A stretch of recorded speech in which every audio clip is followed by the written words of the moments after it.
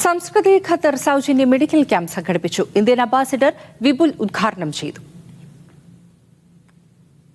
300ഓളം പേരാണ് ദോഹ സീറിംഗ് റോഡിലെ Aster medical സെന്ററിൽ നടന്ന ക്യാമ്പ് പ്രയോജനപ്പെടുത്തിയത്. ഇന്ത്യൻ അംബാസഡർ വിപുൽ ഉദ്ഘാടനം ചെയ്തു.